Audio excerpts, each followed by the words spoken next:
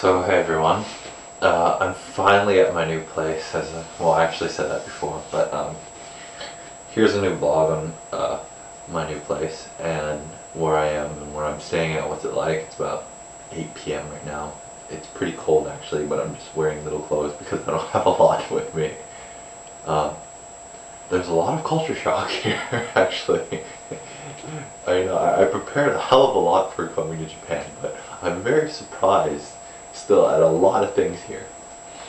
So this is probably, if I can make it like a crash course for people that are coming to Japan, that these are things that you have to know, in my opinion. Number one, things here, even though I'm in the countryside right now, things here are friggin' expensive. They're like unbelievably expensive. If you've seen like, that you're paying like $7 for a watermelon, like a nice, 6-pound watermelon that big, you're gonna pay about $38 or $40 approximately for a watermelon this big. It blows my mind how people can afford living here, but that's one of the things. And fruits and vegetables here are exorbitantly expensive. To buy an apple will cost you about $1. No matter wherever you go. You can go to the farm, you can go directly to the market, it will still cost you $1 to get a friggin' apple.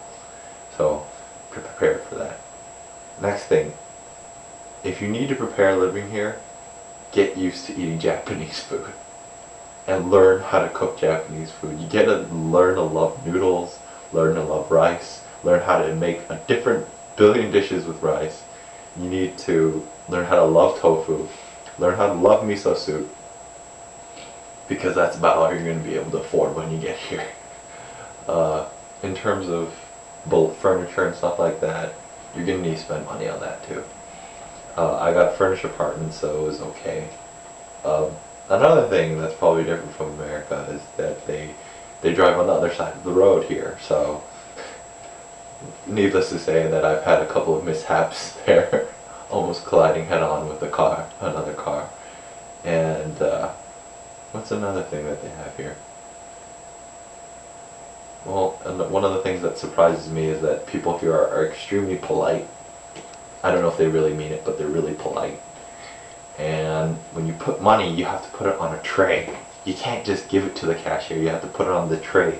And every single place has this, that you have to put the cash on a tray and then give it to them, so that they can see that how much money you put in whatever. Okay, sorry about that. Apparently that my camcorder just ran out of batteries and I gotta use my MacBook now, but it's okay. Continuing with what I was saying, just to give you a brief look of what my place looks like.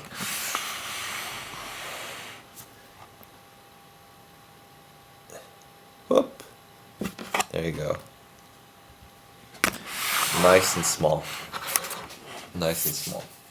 So, what else do I have to say about culture shock? It's fun. I guess it's fun. I've been stuck about a week without the internet here, and being stuck a week without the internet is not fun. Really not fun. So I'm probably gonna get my internet later. Another thing for foreigners, if you come here, unless you have something called the alien registration card, which you can get pretty much 2 or 3 weeks after you've landed here. For those 2 or 3 weeks that you're here, you have no bank account, no cell phone. You basically cannot do anything. You cannot apply for anything. You can't do anything. It's just absolutely a complete horrible nightmare.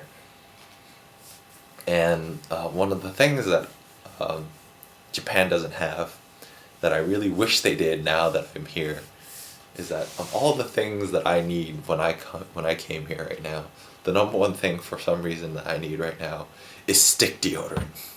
There is no such thing as stick deodorant, despite the fact that in Asia it is hot as friggin' hell during the summer. Nobody uses stick deodorant. I don't get why. They have spray deodorant, and even then that's not really popular. So I'm probably gonna have to go import some stick deodorant back here. Oh boy. Not to mention today was my first day at work. I'm not doing the teacher thing, by the way, though I probably should have. Okay. What else do I have to say?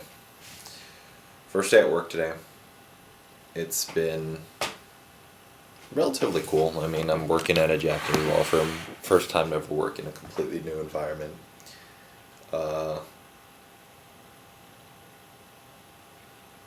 It's pretty crazy. I mean, the culture shock is that I'm wearing slippers at work, which is kind of weird. I'm working at a law firm and I don't have to wear a suit, so it's pretty cool, you know. Aside from that, work's okay. What else? What else do I have to say about Japan? Well, if there's one thing that I've learned, if you move to the countryside, you can be sure that you'll never have a shortage of hair salons, restaurants. That's about it.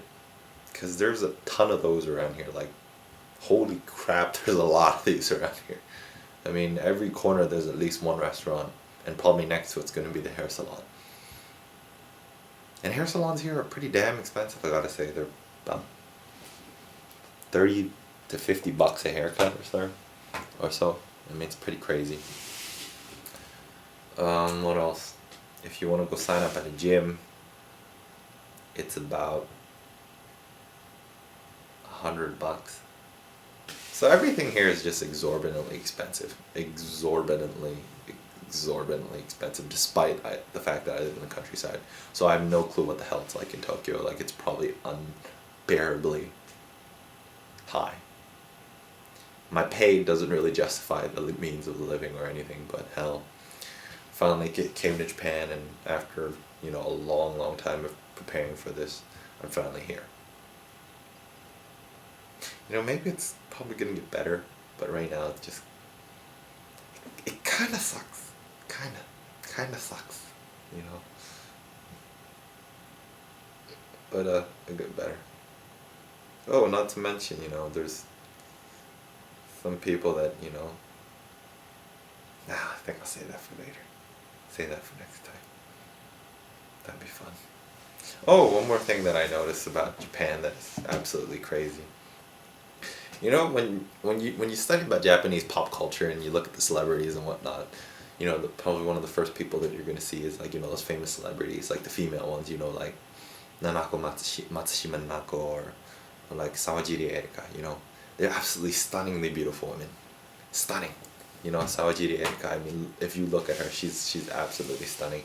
Whether or not that I know her or not, I mean, that's a different story, but she's just looks-wise, I mean, she's stunning.